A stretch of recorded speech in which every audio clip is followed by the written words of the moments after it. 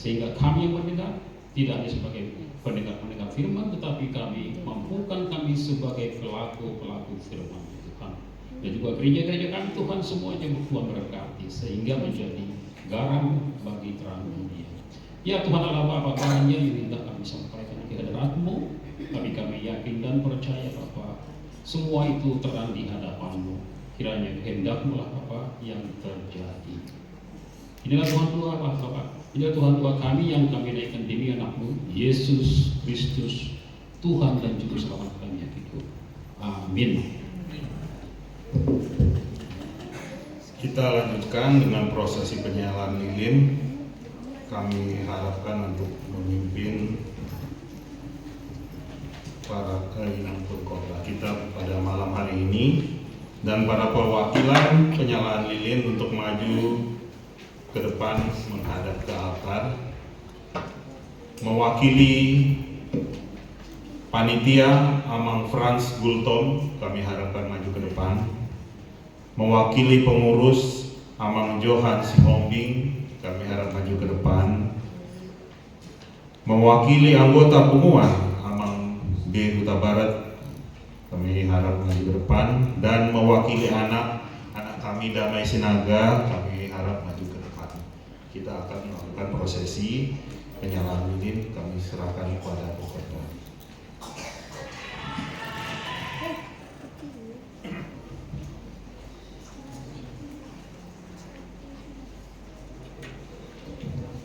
Saudara-saudari yang dikasihi Tuhan Yesus Kristus, marilah kita sambut berita kesukaan ini. Perayaan Natal ini menjadi momentum yang baik bagi kita masing-masing untuk mengingat penerimaan kita akan Dia. Biarlah hati kita menjadi tempatnya bertahta. Kita menyalakan lilin sebagai pertanda kehadiran Sang Terang yang menerangi kegelapan kehidupan kita, terang yang menjadi sumber kehidupan, dan terang yang menjadi kehadirannya menyertai kehidupan.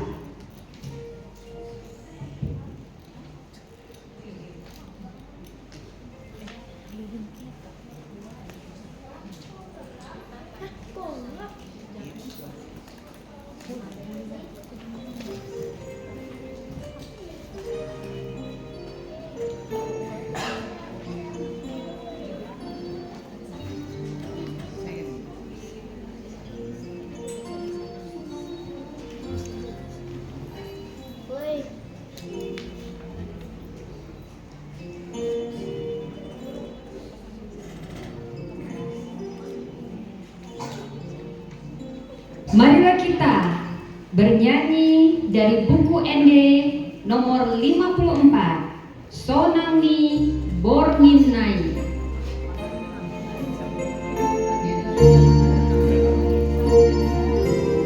Jemaat diharapkan berdiri.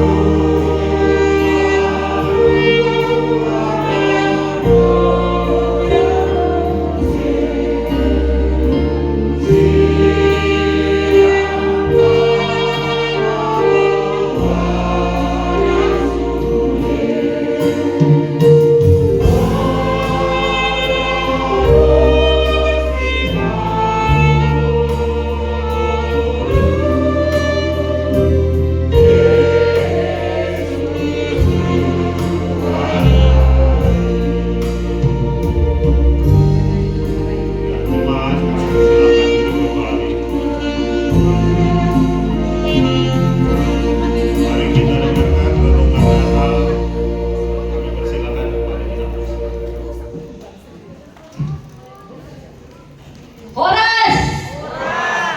Shalom. Selamat Natal. Saya nggak suka yang kaku-kaku, nggak apa-apa ya. Mau gimana gitu ya, mau rek kontrol juga nggak apa-apa ya Bapak Ibu ya. Selamat Natal. Puji Tuhan, ini Natal perdana kita di hotel Bapak Ibu ya. Tepuk tangan buat panitia dan untuk kamu. Kita ada di sini bukan karena kuat gagah kita, tapi semua karena anugerah Tuhan, karena kebaikan Tuhan. Bapak Ibu, banyak yang tidak seberuntung kita bisa merayakan Natal di hotel. Saya masih ingat umuan saya Silitonga ya, di kampung-kampung sana. Saya dari kampung-kampung Bapak Ibu ya. Kami masih di lape-lape ya. Kami masih di, tapi sukacita Natal itu tetap sama. Mau dimanapun tetap sama. Jadi Bapak Ibu, saya minta kerendahan hati Bapak Ibu. Jikalau ada yang terlintas, yang ulang tahun yang kita rayakan saat ini adalah Yesus Kristus yang lahir 2000 tahun yang lalu. Kado kita yang terbaik. Seperti kata Yesus, ketika aku sakit engkau melawat aku, ketika aku di penjara engkau menjenguk aku. Jadi Bapak Ibu, kita sangat beruntung karena anugerahnya kita bisa merayakan hari raya Natal saat ini di hotel. Bapak Ibu, persiapkan kado terbaik Bapak Ibu. Siapa yang Roh Kudus bisikan, berikan di malam Natal. Ini masih tanggal 1, hepengnya masih godang. Sisihkan, tidak harus kaya raya dulu kita bisa memberi. Beri pada orang yang tidak mampu, khususnya dari keluarga kita, nggak usah jauh-jauh. Mungkin dari kaum janda, mungkin yang sedang sakit, nanti bisa ditransfer. Kita nggak perlu, mungkin nggak ada waktu, mungkin jauh, tapi bisa kita kasih dana itu sebagai kado Natal terbaik kita. Amin Bapak Ibu. Amin. Baik Bapak Ibu, tema besar kita adalah terang besar telah datang. Dan terang yang sesungguhnya akan membawa kita kepada sukacita, damai sejahtera karena adanya kebenaran dan keadilan. Namun sebelumnya, mari kita rendahkan hati kita, mari kita berdoa. Bapa Surgawi, di dalam nama Tuhan Yesus, kami mengucap syukur untuk Natal ini. Kami ada di sini bukan karena kuat dan gagah kami, tetapi semua karena anugerah-Mu, karena kebaikan-Mu. Terima kasih Tuhan, kami bisa merayakan hari kelahiran-Mu di tempat yang maha indah ini Tuhan. Engkau yang lahir di kandang domba, Kau sudah mengambil tempat yang terhina supaya kami semua di dalam Engkau menjadi mulia. Hamba-Mu ini tidak bisa apa-apa. Hamba mohon Tuhan, Engkau yang berdaulat penuh atas hamba, berotoritas, berkata-katalah. Roh Kudus, ambil alih bibir mulut hamba menyampaikan hanya kebenaran firman-Mu, dan kami sepakat, kami mau patahkan segala kuasa apapun, keangkuhan manusia yang mencoba menghalangi penyampaian kebenaran firman Tuhan. Kami patahkan kuasanya di dalam nama Tuhan Yesus, dan kuasa darah Yesus menutup tempat ini. Biar setiap hati kami menjadi hati yang subur, di mana firman-Mu yang berkuasa itu akan tumbuh, sehingga kami tidak hanya menjadi pendengar, tetapi kami menjadi pelaku firman. Tolonglah kami Tuhan, di dalam nama Tuhan Yesus kami berdoa. Amin. Amin. Baik, kebenaran firman Tuhan kita ambil dari Yesaya 9 ayat 1-6 sebenarnya, kelahiran Raja Damai. Kalau saya pakai Alkitab edisi baru Bapak Ibu, itu masih ada potongan dari Yesaya 8 ayat 23. Dan saya senang sekali kita sama-sama menghargai firman Tuhan. Baik Bapak Ibu, saya akan bacakan kelahiran Raja Damai ini dari ayat yang 23 dan ayat 1. Saya ambil 1, kemudian Bapak Ibu ayat 2 dan selanjutnya. Boleh ya Bapak Ibu ya? Oke, sama-sama kita bacakan firman Tuhan dari Yesaya 8 ayat 23 dan Yesaya 9 ayat 1-6, kelahiran Raja Damai. Namun tidak akan ada lagi kesuraman untuk negeri yang terimpit itu. Kalau dahulu Tuhan merendahkan tanah Jebulon dan tanah Naftali, di kemudian hari Ia akan memegahkan jalur ke laut, daerah seberang sungai Yordan, wilayah bangsa-bangsa lain. Bangsa yang berjalan di dalam kegelapan telah melihat terang yang besar. Mereka yang tinggal di negeri kekelaman, atasnya terang telah bersinar. Silakan Bapak Ibu. Engkau telah menimbulkan banyak sorak-sorak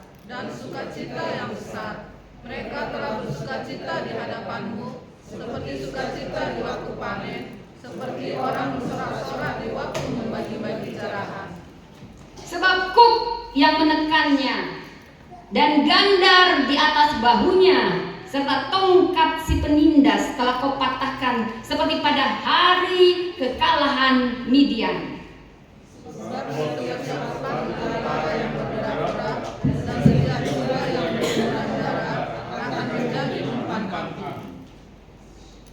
Sebab seorang anak telah lahir untuk kita, seorang putra telah diberikan untuk kita.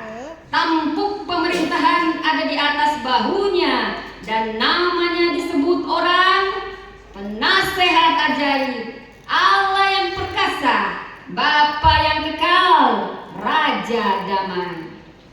Besar kekuasaannya dan segala kerajaan akan kesejahteraan di atas segala laut dan di dalam kerajaannya. Karena ia mendasarkan dan mengokohkan dengan keadilan dan kebenaran dari sekarang sampai selama-lamanya. Tujuan Tuhan semesta alam akan melakukan hal ini. Amin, amin. Bapak Ibu, ketika saya ditanya sama panitia, sebelumnya saya mengucapkan terima kasih kepada panitia yang sudah berjeri lelah, juga memberi saya kesempatan yang membawakan firman Tuhan. Terima kasih ya, kaum Bapak terutama panitianya. Terima kasih. Dan saya berdoa, Tuhan, apa yang harus saya bawakan? Sebenarnya katanya temanya marilah kita ke Betlehem. Katanya awalnya begitu. Terus saya bilang jangan. Kalau ke Betlehem nanti kita lapo-lapo, bisa lapo, tidak semegah ini. Bagaimana kalau terang yang besar? Jadi saya balik baca. Ada sesuatu yang membuat saya ternganga ketika saya mengambil kata terang. Kenapa? Saya mau katakan tentang latar belakang dari kitab Yesaya 9 ayat 1 sampai 6 ini. Ini adalah Nabi Yesaya. Nabi Yesaya ini seorang nabi. Ini sangat miris ketika saya membacanya. Ini salah satu nabi yang mati syahid. Tahukah Anda mati syahid? Dia dibunuh oleh Raja Manasye, anak dari Raja Hizkia yang sangat kejam. Pada saat itu, pada zaman itu, bangsa Yehuda, kerajaan Yehuda atau bangsa Israel mengalami masa kegelapan. Tahukah Anda bagaimana dibunuh Nabi Yesaya ini? Digergaji, Bapak. Anda tahu saya pernah membuat prakarya, ya kita semua pasti buat prakarya. Jadi ada yang pakai kena paku aja udah sakit ya saudara ya. Saya kan suka prakarya itu memang harus digergaji saudara. Dan ketika saya kena sedikit saja, itu beda kalau kena paku beda. Digergaji itu kulit kita diginiin saudara. Dan Nabi Yesaya, seorang bangsawan yang istrinya juga nabiah. Dia sangat benar-benar memberitakan firman Tuhan, dan Raja Manasye tidak suka dengan kebenaran yang dia bawa. Akhirnya badannya dibelah dua dan dia digergaji. Itulah zaman kegelapan pada zaman Yesaya. Mereka ada di bawah ekspansi Asyur dan tahu mereka menyembah berhala. Raja Manasye tidak tanggung-tanggung membuat kemarahan Tuhan. Anaknya sendiri dia bakar, saudara. Bayangkan kalau anak orang masih mending. Bayinya sendiri dibakar untuk para dewa Asyur. Pada zaman itu sangat kelam. Kalau kita bicara tentang kegelapan, tadi kita sudah sama-sama bernyanyi. Senang ya, ada lampunya ya saudara. Saya di sini suka, ini kayak bioskop juga saudara. Saya jadi teringat bioskop. Sampai di sini yang suka nonton bioskop. Ada yang ngaku nggak? Nggak ada ya. Oh sini baik-baik. Saya ibu pendeta ini gimana ya, suka nonton bioskop. Saya suka nonton bioskop. Jadi pernah satu ketika saya beli tiket VIP karena diskon. Saya telat di teras kota. Saya pikir orang-orang sudah ada di dalam. Saking gelapnya ini bioskop dan belum mulai. Saya patenteng, saya cuman senter, lalu saya duduk sendirian. Lalu saya sadar itu sangat sunyi. Kegelapan itu tidak enak. Lalu mulailah saya lihat, ternyata hanya saya sendiri. Panas diskon saudara. Walaupun ada lampu sorot dan ada film yang berbunyi, itu membuat saya ketakutan. Sampai mama saya telepon mama datang ya mama. Itu tidak enak sekali saudara. Mau itu nonton bioskop tapi kegelapan seorang diri itu nggak enak. Dan saya memberi tema terang besar. Karena di ayat 2 ini ketika saya membacanya, sebab terang besar telah datang. Ini zaman Yesaya adalah zaman kekelaman. Saya tidak tahu Bapak Mungkin untuk relevannya dengan kita punya kegelapan kita sendiri, saudara. Tetapi terang besar sudah datang. Kenapa tidak dikatakan yang lain? Kenapa dimulai dengan kata terang? Tahukah Anda, ketika saya mencari di Alkitab akar kata terang dan banyak jumlah terang, dimulai dari Kejadian, penciptaan. Jadilah terang, dan terang itu jadi. Dan saya juga membaca para saintis mengatakan Alkitab tidak relevan. Kenapa? Bila kita membaca dari Kejadian 1, tadi anak-anak sudah membacakan. Pada mulanya Allah menciptakan langit dan bumi. Bumi belum berbentuk, masih kosong. Roh Allah melayang di permukaan air. Lalu kata Allah, apa yang pertama Allah katakan? Jadilah terang, dan terang itu jadi. Tetapi para saintis mengatakan Alkitab tidak relevan. Tumbuh-tumbuhan diciptakan pada hari yang ketiga. Tapi matahari, bulan, bintang diciptakan pada hari yang keempat. Sehingga kalau dia tidak berdoa, para ilmuwan bisa menjadi orang-orang ateis. Tetapi saya percaya ada banyak para ilmuwan yang Tuhan pakai. Ketika saya membacanya, saya mau menangis. Kenapa? Ini bukan kesalahan penerjemahan, ini bukan kesalahan, tetapi Allah punya maksud. Kenapa Dia menciptakan benda penerang di hari keempat, sementara Dia menciptakan tumbuh-tumbuhan di hari yang ketiga?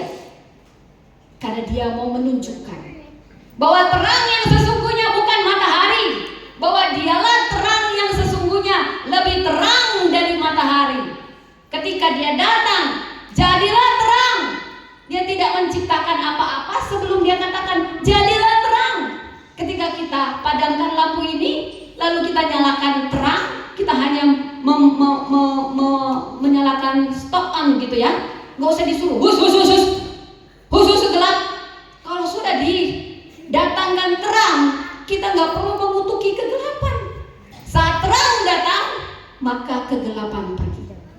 Dan Alkitab tidak pernah salah tulis. Bila kita ulek ke akar katanya, ada banyak sekali jawaban di Alkitab yang membuat saya takjub ketika saya membaca. Kenapa dibilang baca renungkan, baca renungkan, baca renungkan. Dan saya mendapati kenapa terang. Awal kata terang, jadilah terang. Dan Allah menciptakan apakah penerjemahan salah, sehingga terang di hari, benda penerang di hari keempat, tumbuhan di hari ketiga. Allah mau menunjukkan, akulah terang sesungguhnya. Aku tidak hanya menerangi secara jasmani, aku juga menerangi secara rohani. Tanpa matahari, bulan, bintang, kehidupan tetap berlangsung. Karena aku yang mengatur kehidupan, aku yang menciptakan alam semesta. Sehingga itu matahari, hari yang keempat itu hanya titipan terangku sebagian.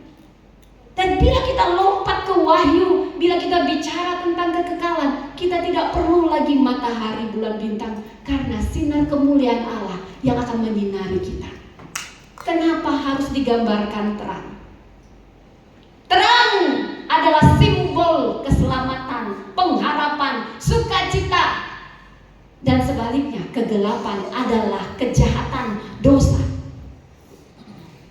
Bangsa yang dipimpin oleh Nabi Yesaya sudah mengalami banyak masa-masa yang sakit, saudara. Mereka main hakim sendiri, tidak ada tuntunan, betul-betul gelap, kegelapan rohani yang terjadi, saudara. Nabi Yesaya memberitakan firman, digergaji. Saking hausnya, banyak yang sengsara. Bila kita melihat di ayat selanjutnya, sebab kuk yang menekannya dan gandar di atas bahunya serta tongkat si penindas telah kau patahkan. Seperti kekalahan Midian. Saya mencari apa itu kekalahan Midian. Ketika Gideon hanya memakai beberapa orang untuk mengalahkan beratus-ratus orang. Wah, ini ayat Alkitab saling kait-mengkait. Ini luar biasa. Pada zaman itu kehausan akan terang, karena gelap, semena-mena, suka-suka, ditindas yang lemah, ditindas suka-suka kehidupan. Tetapi nubuatan dari Yesaya tergenapi 700 tahun setelah itu. Dan Yesaya menubuatkan seorang Mesias, bukan hanya utusan, tetapi dia Allah yang berinkarnasi jadi manusia. Saudara, sekalian saya promosi. Saya punya program membangunkan Pajar Lip di TikTok. Jadi itu program online saya untuk penginjilan dan penjangkauan. Yang nonton bukan saya sombong saudara, saya juga nggak tahu. Saya hanya punya kerinduan dalam keterbatasan saya dengan anak-anak saya. Ternyata media sosial, jadi kita semua hamba Tuhan. Bukan hanya tugas hamba Tuhan memberitakan Injil, kita semua gunakan media sosial Bapak Ibu. Jadi saya sering sekali memberitakan setiap hari Selasa, Kamis, dan Sabtu jam 4 pagi di live TikTok. Biasanya itu banyak yang datang dan biasanya dari server luar, saudara. Kalau Anda tidak membaca Alkitab, mereka justru mengambil ayat-ayat Alkitab untuk menyerang orang Kristen. Jangan ikuti perkataan Paulus, ikutilah perkataan Yesus. Yesus hanya utusan, dia hanya nabi, dia tidak pernah menyebut dirinya Tuhan untuk disembah. Pernah sering mendengar ini? Kalau Bapak Ibu ditanya harus bisa menjawab. Jangan katakan iya ya, dia utusan ya. Dia ngambil dari ayat loh. Ayatnya benar. Saya sendiri belajar teologi, kadang kalau saya ngandalkan logika saya, bisa banyak loh teolog jadi ateis. Tetapi ketika kita baca, renungkan, tanya Roh Kudus. Ketika dibuat di hari keempat, bukan sebelum tumbuhan, karena Tuhan mau tunjukkan ini matahari, gak usah kau sembah. Bukan dewa matahari, itu titipan terang saya. Sains tetap kalah. Segala sesuatu Alkitab sepanjang zaman tetap relevan. Mau masalah ekonomi ada jawabannya, mau masalah rumah tangga, pemerintahan, semua ada. Satu ayat bisa mendapat rema. Setiap hamba Tuhan remanya beda-beda. Saya dengar rema yang ini, rema yang ini. Wow, luar biasa Tuhan kita.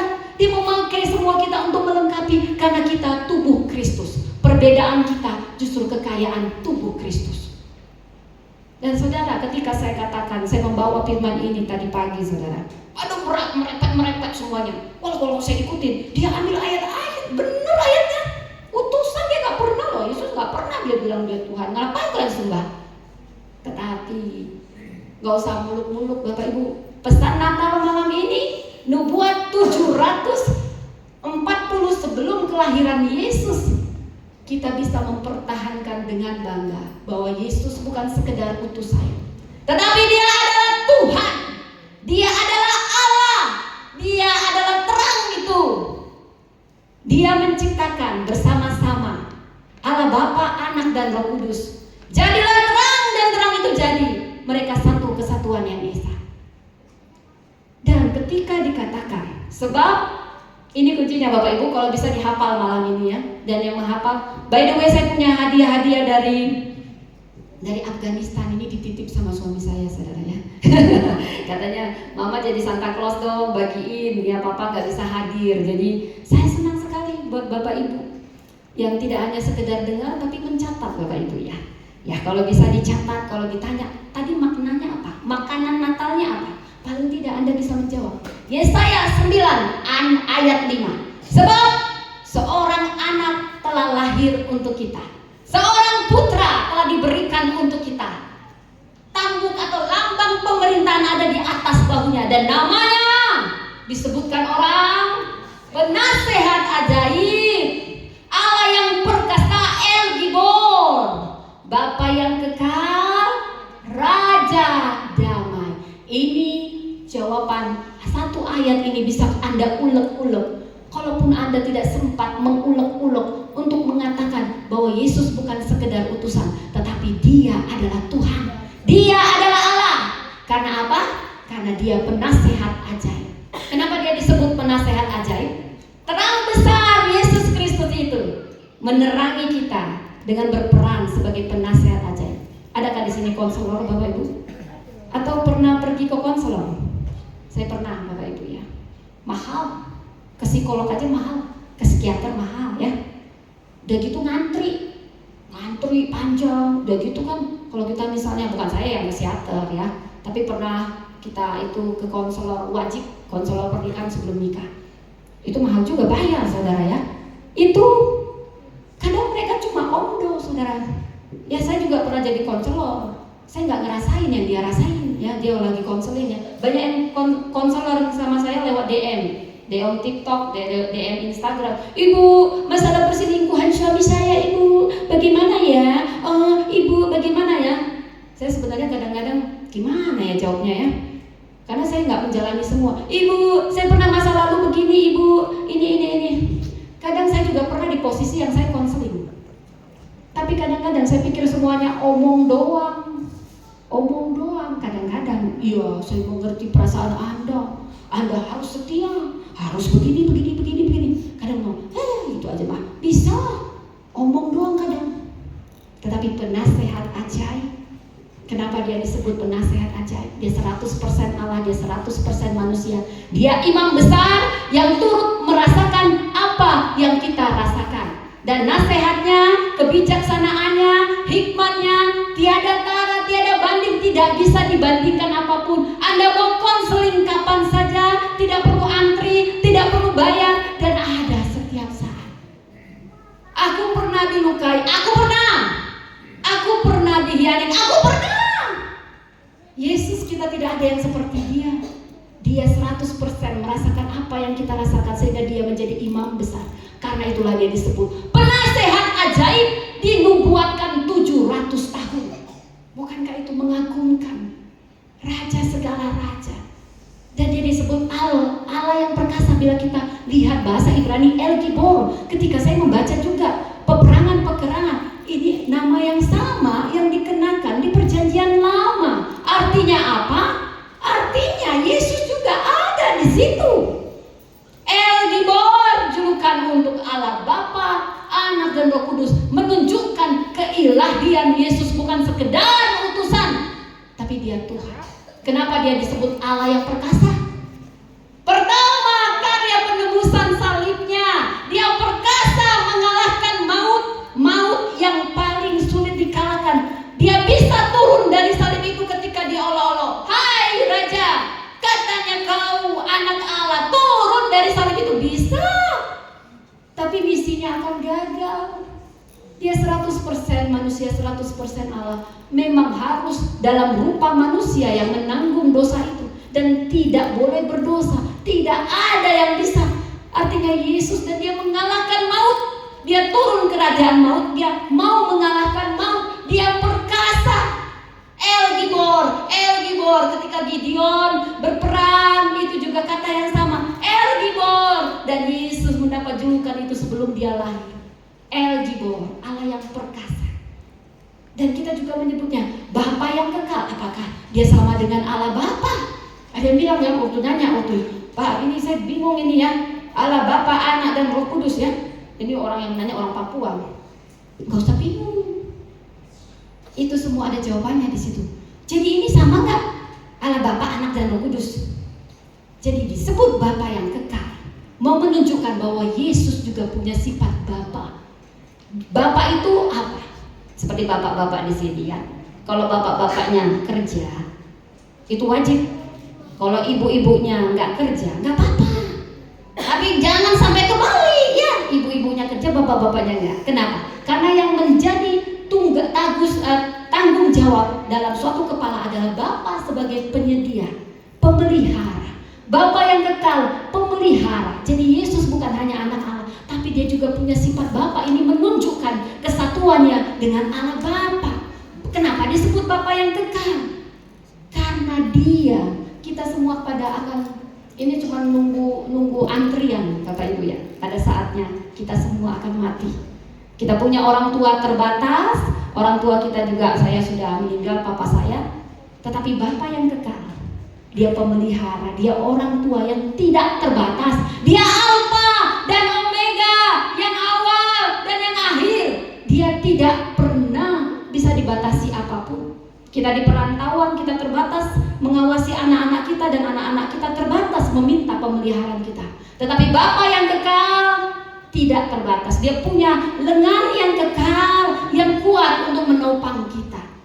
Pemerintahan Yesus tidak didasarkan seperti pemerintahan di bumi ini, tetapi pemerintahan seperti kasih Bapa kepada anak-anaknya. Bukankah itu luar biasa? Luar biasa Yesus kita. Pemerintahannya seperti Bapa. Saya bisa tanya bapak-bapak, dia bisa merasakan. Bapak-bapak di sini terbatas. Tapi kita punya Bapa yang tidak terbatas, Bapa yang kekal. Kita nggak bisa ngawasi anak kita, tapi dia Bapa Dia menyediakan tempat yang kekal buat kita. Dan Dia akan memerintah bersama dengan kita di kerajaan kekal. Itulah yang membuktikan bahwa Yesus adalah Tuhan. Dan Dia disebut Raja Damai. Bahasa Ibraninya Shalom, Prince of Peace. Kalau bahasa Inggris diartikan Pangeran Damai sebenarnya, tapi bisa kita artikan Raja Damai. Shalom. Kenapa disebut Raja Damai? Karena karya penebusannya di kayu salib yang sudah dinubuatkan oleh banyak nabi, itulah yang mendamaikan kita kepada Allah. Yesus datang mendamaikan kita dengan sesama kita. Yesus datang mendamaikan kita dengan alam. Jangan salah, Yesus juga datang untuk mendamaikan kita dengan alam. Mungkin Anda tidak tahu, ngapain sih damai dengan alam? Oh, banyak kejadian alam yang dahsyat ketika Dia datang ke dunia ini. Dia sedang memperdamaikan kita dengan alam. Dan terutama Bapak Ibu, Yesus datang juga untuk mendamaikan diri kita terhadap diri kita sendiri. Mungkin kita sudah berdamai dengan orang lain, mungkin kita sudah berdamai dengan alam tentunya, tapi mungkin ada di antara kita yang belum berdamai dengan diri kita sendiri. Apa maksudnya?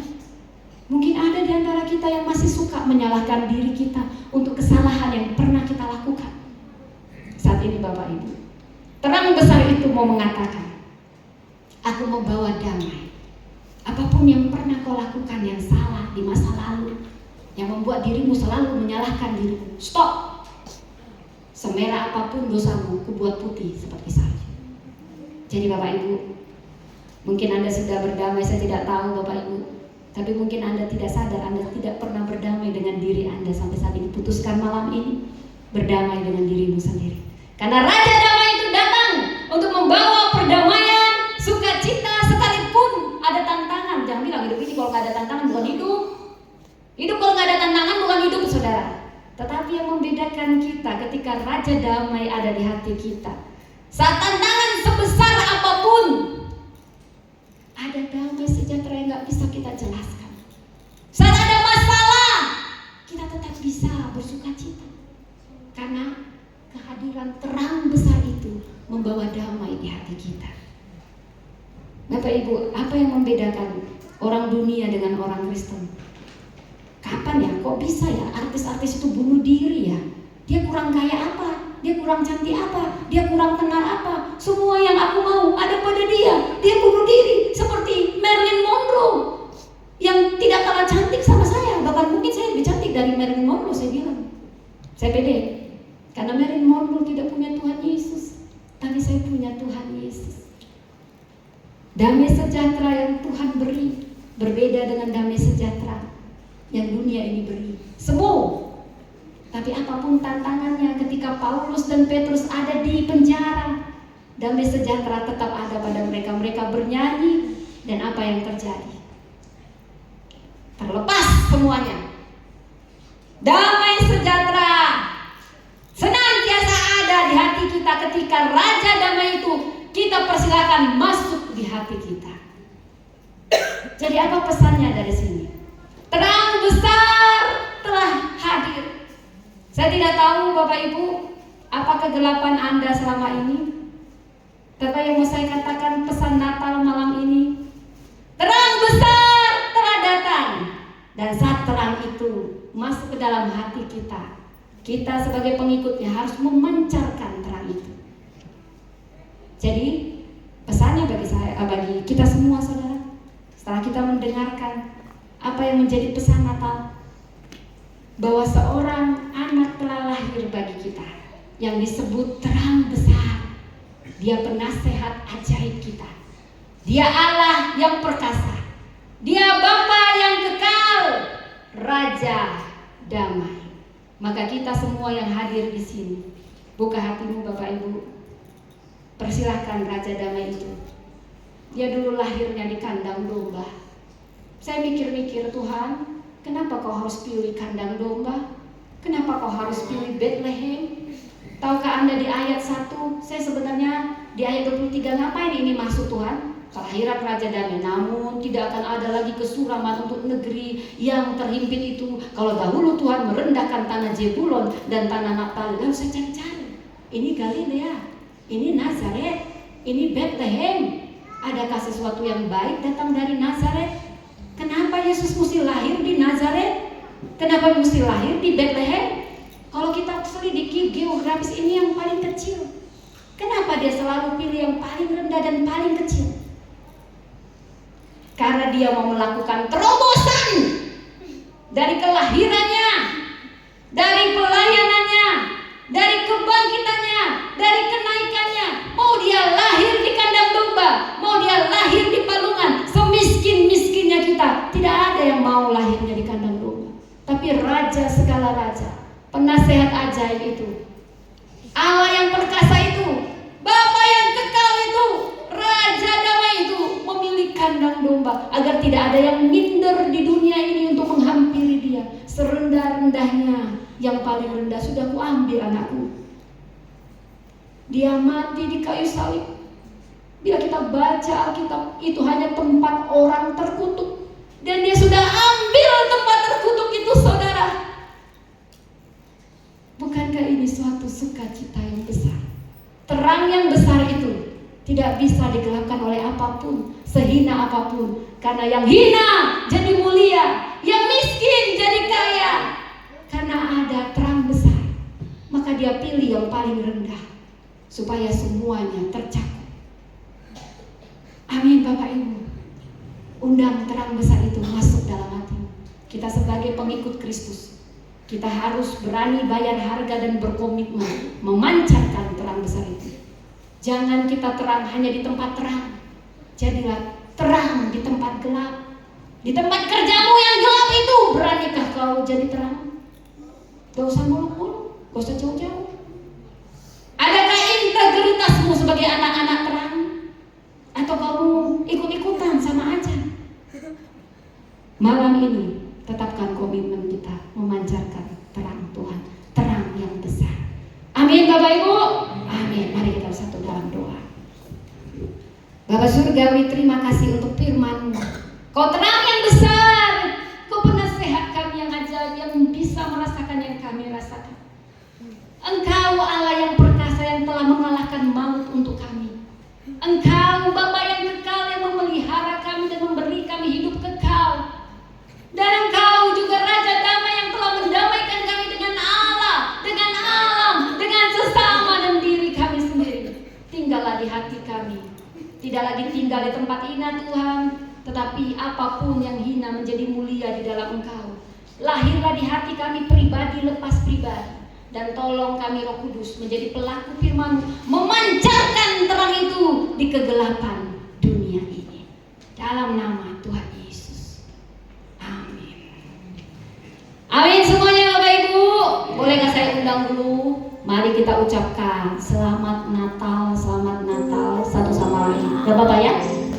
We wish you a Merry Christmas. Ya. Selamat Natal, jadi terang, katakan jadi terang. Ayo ini sekalian biar agak goyang-goyang.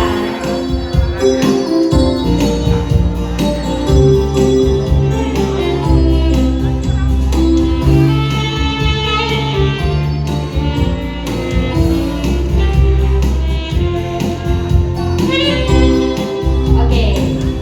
Wah, ini saya boleh tanyakan. Kalau nanti pulang dari tempat ini, ditanyalah sama orang atau tetangga kita, apakah tadi khotbah Natalnya? Adakah di antara Bapak Ibu yang mau memberikan? Biar ini Natal ya, saya udah bosan yang khotbah itu aja ya. Saya mau, kita itu tanggap, kita semua hamba Tuhan. Adakah di antara Bapak Ibu yang mencatat? Oh ya, Ibu silakan Bu. Ini saya harus salurkan, kata suami saya, kamu harus jadi Santa Claus malam ini. Salurkan semua yang dari Afghanistan itu. Saya mau ada 5 ibu, 5 amah. Silakan. Adakah yang mau menjelaskan apa itu penasehat ajaib? Adakah yang bisa kalau ditanya apakah Yesus utusan atau dia hanyalah Nabi atau Tuhan? Ada yang berani? Ayo 5. Saya mau semua, nggak saya aja yang berdiri di sini. Ini Natal kita, oleh kita, untuk kita. Merry Christmas. Ayo. Saya mau bagi kita nyanyi. Penasehat ajaib. Siapa yang bisa nyanyi itu maju ke depan ya. Saya mau buat sesuatu yang baru. Ayo, ada lagi ibu-ibu. Dua lagi. Ayo mama. Adakah yang mencatat kok? Yang bisa menjelaskan apa itu penasehat ajaib? Bapak yang kekal Raja Damai. Ayo ama, ayo. Saya mau undang 5 orang ama ke depan. Ini saya mau menyalurkan kado Natal malam ini, saudara ya. Ayo silakan. Ini masih ada 3 ya. 2 lagi nah. Ama. Oke, ama. Ayo ama. Ini saya nggak bosan, saya berdiri luar biasa saya dikumpul. Oh, saya mau. Ini benar nggak nih? Dari tadi saya ngomong ada nggak yang nyerap makanannya? Ayo, kita semua hamba Tuhan. Kalau ditanya malam ini, apa makanan Natalnya? Masing-masing boleh memberikan. Ya, boleh. Amang Inang boleh silakan naik. Nah, kameramen mana? Ini harus dipoto ini setelah ngomong satu-satu ya. Jangan saya aja ngomong, saya kita dengar ini. Ayo ada 3 lagi. Ama. Ayo kesempatan. Ayo yang belum tampil dari tadi. Siapa yang belum tampil dari tadi ke depan? Ayo 3 lagi. Ayo. Ya. Sini ya. Sini. Jangan banyak-banyak. Satu orang dapat 2 juga nggak apa-apa. Mesti amanya 5, inanya 5. Ini pesta Natal dari kita oleh kita. Ama di sini. Ayo ama. Ya, inanya 2 lagi. Ayo, ada lagi. Ya, nggak apa-apa suami istri, mau apa masuk aja. 2 lagi. Siapa? Ayo ibu-ibu yang belum pernah tampil ke depan, saatnya Anda mengatakan apa yang Anda dapat malam Natal ini. Dan Natalia, ayo silakan. Ayo. Siapa yang belum pernah tampil ditampilkan di malam Natal ini? Yang belum pernah tampil ke depan, silakan masuk ke depan. Ayo, ama. Kenalan, nanti nggak jadi dimakan ya. Oke lah, sambil menunggu orangnya ya. Baik, ini Ina dulu yang baju hijau ya. Apakah pesan Natal yang Anda dapat malam ini? Pesan Natal yang saya dapat adalah Tuhan sudah menyatakan terangnya sejak awal mula penciptaan. Jadi tidak bersandarkan pada kekuatan manusia, tapi kekuatan Tuhan kita segalanya. Amin. Nggak dapat itu ini kayaknya.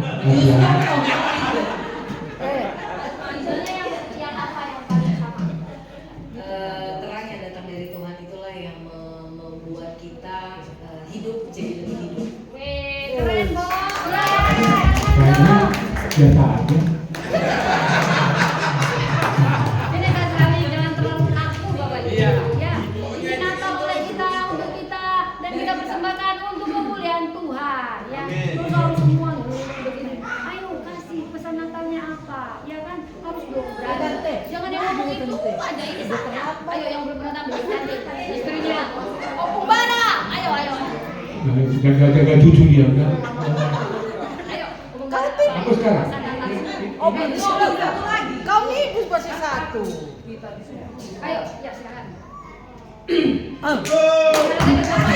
Kayaknya dapat 2 ini.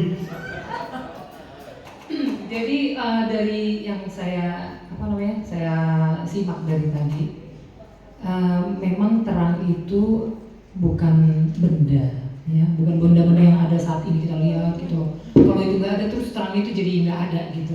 Kayak tadi masuk bioskop itu. Jadi yang saya juga baru mengerti mengenai penciptaan itu, terangnya udah ada kok, benda-bendanya baru ada gitu. Intinya bahwa terang itu udah ada dulu di awal gitu loh. Makanya benda-benda kita tidak tergantung sama sekali dengan benda-benda itu, termasuk dengan diri kita sendiri. Kalaupun di sekitar kita ada kegelapan itu masalah segala macam ya, itu jangan menyandera kita, karena terang itu sendiri atau Allah itu itulah yang membuat kita bisa menyelesaikan masalah-masalah itu. Itu sih yang saya dapat. Wah, tepuk tangannya udah jadi kerja kita bulan depan nanti. Nanti ditirunya. Mic-nya kayaknya mati ya.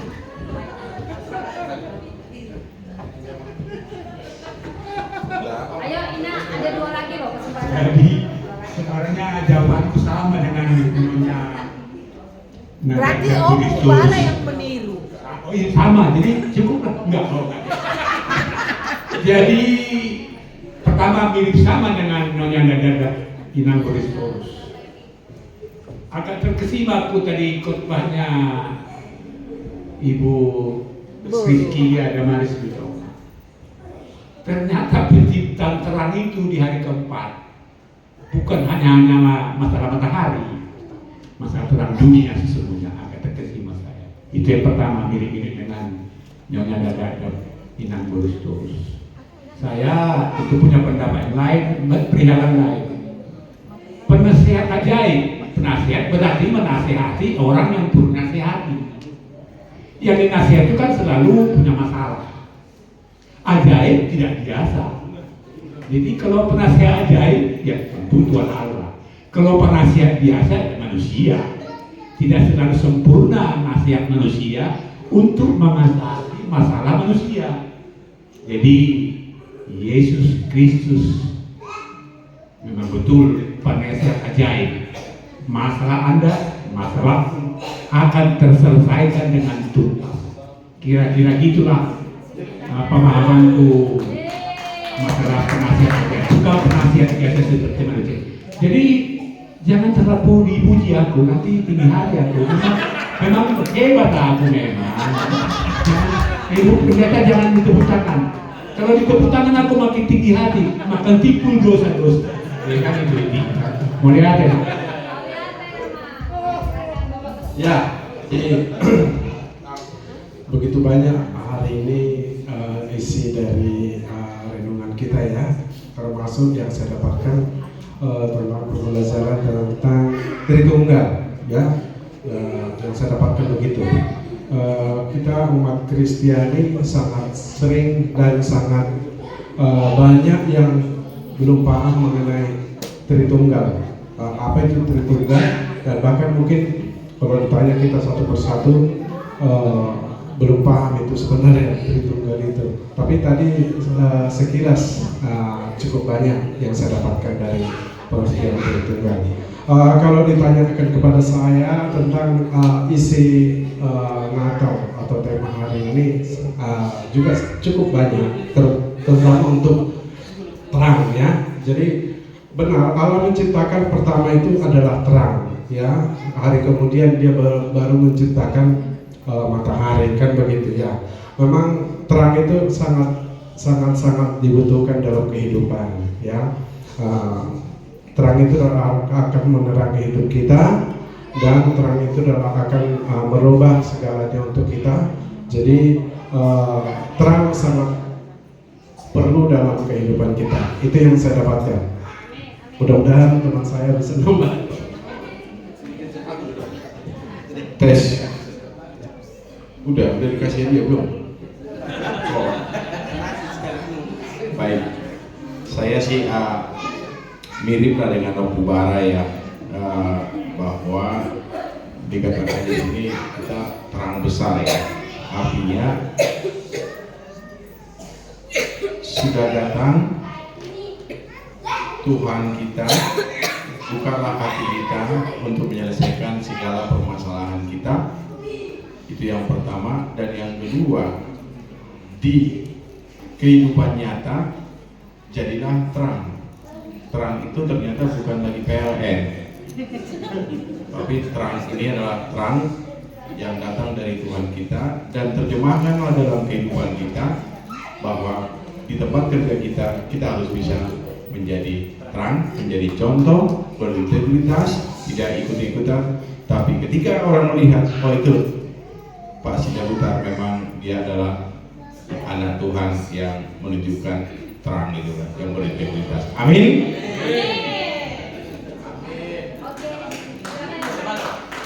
Kalau saya makna Natal yang saya dapat bahwa terang besar terang datang itu bukan seperti terang maksudnya kayak di istana atau apa, tetapi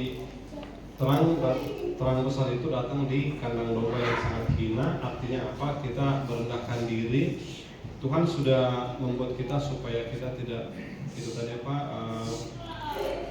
kita tidak ada segan-segan, karena mungkin kalau misalkan ke istana gitu ya terlalu segan, tapi karena Tuhan layar di kandang domba supaya kita rendah hati dan bisa bertemu Tuhan seperti itu. Haleluya, haleluya. Kasih tepuk tangan dong buat kita semua. Oh, ini kita dong, kami juga nyanyi. We wish you Merry Christmas. Ayo, foto kasih Ayo. tangan. Terima kasih, Bu Mila. Ayo istriku, tolong terima hadiahnya.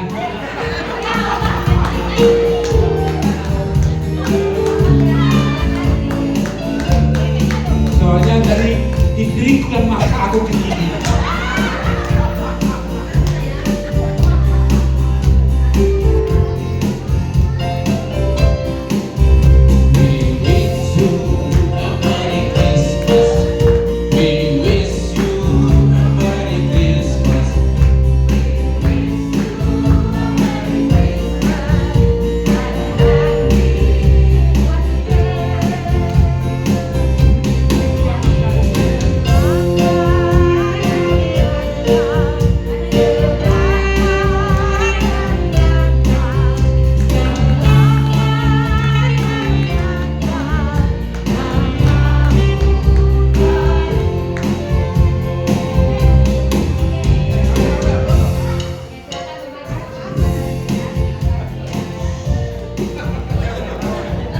Terima kasih Amalina.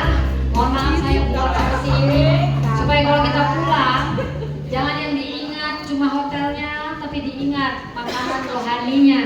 Penasehat ajaib, Allah yang perkasa, Bapa yang kekal, Raja Damai, itu yang sudah lahir malam ini dan kita kasih kado buat dia. Oke, mari saya persilahkan kepada seksi acara.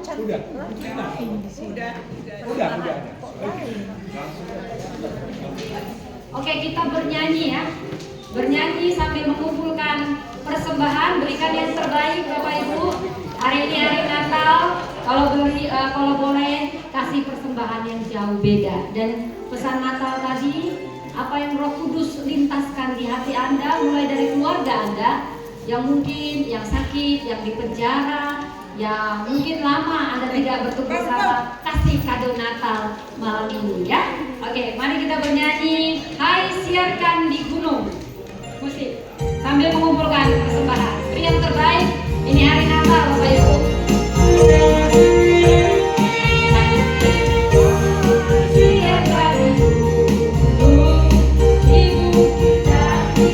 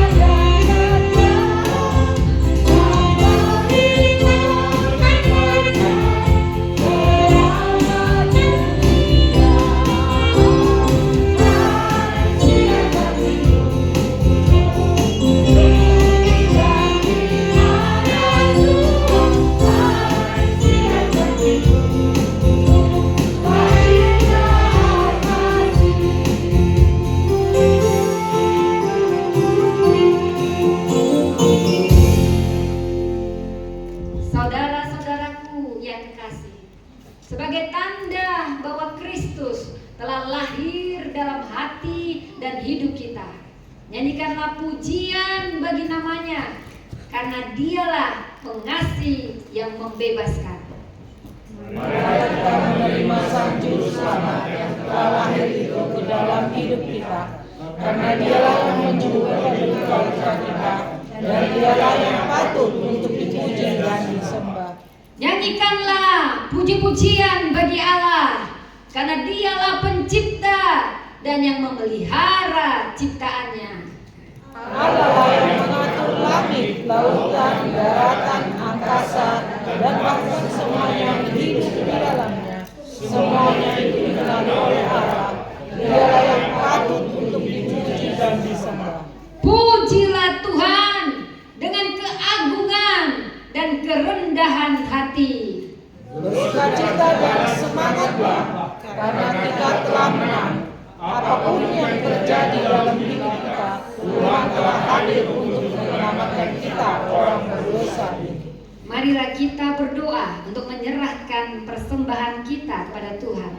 Ya Allah Bapa kami yang di surga, kami mengaku bahwa Tuhan adalah sumber dari segala karunia yang melimpah dalam kehidupan kami masing-masing.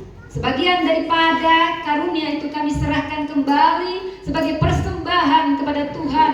Terimalah dan berkatilah persembahan umat-Mu ini, agar dapat kami pergunakan untuk pekerjaan dan pelayanan kerajaan Tuhan di dunia ini.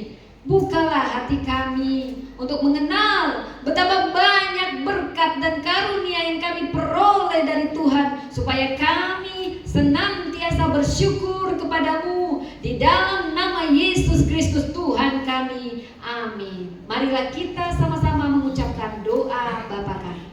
Bapa kami yang di surga, dikuduskanlah namamu, datanglah kerajaanmu, jadilah kehendak-Mu di bumi seperti di surga. Berikanlah kami pada hari ini makanan kami yang secukupnya, dan ampunilah kami akan kesalahan kami, seperti kami juga telah mengampuni orang yang bersalah pada kami. Dan janganlah membawa kami ke dalam pencobaan, tetapi lepaskanlah kami daripada yang jahat. Karena Engkau yang punya kerajaan dan kekuasaan dan kemuliaan sampai selama-lamanya. Amin. Mari hadapkan wajahmu saudara. Terimalah berkat Tuhan, berkat yang besar dari terang yang besar. Tuhan memberkati engkau dan melindungi engkau. Tuhan menyinari engkau dengan wajahnya dan memberi engkau kasih karunia. Tuhan menghadapkan wajahnya kepadamu dan memberi engkau damai sejahtera. Amin.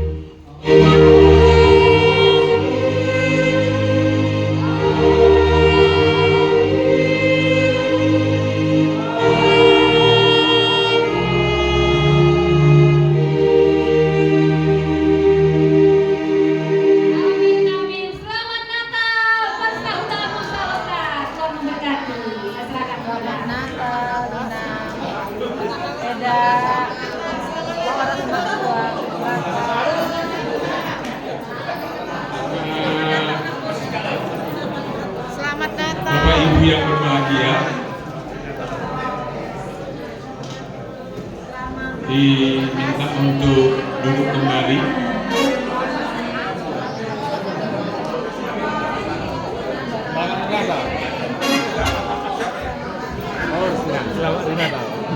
Diminta duduk kembali. Kok nggak maju tadi cantik-cantik ini? Terima kasih kepada sekali lagi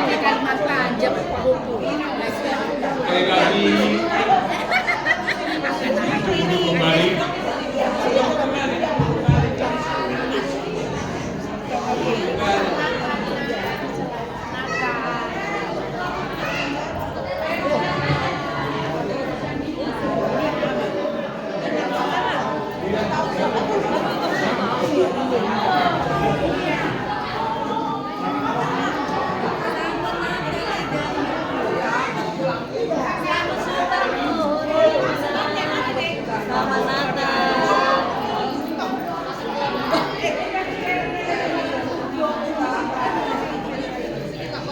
Kalau sudah salam-salam Natalnya diminta dulu kembali.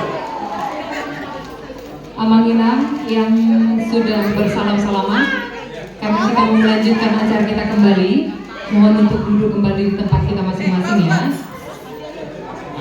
Pertama-tama terima kasih kepada Ibu Priscilia Damaris Litonga, kepada Dr. Londo Sitorus, kepada Bapak Manaro Sinaga yang memberikan pelayanan hari ini. Kiranya anugerah Tuhan Yesus selalu menyertai Bapak dan Ibu. Kita tiba saatnya untuk Ramatama.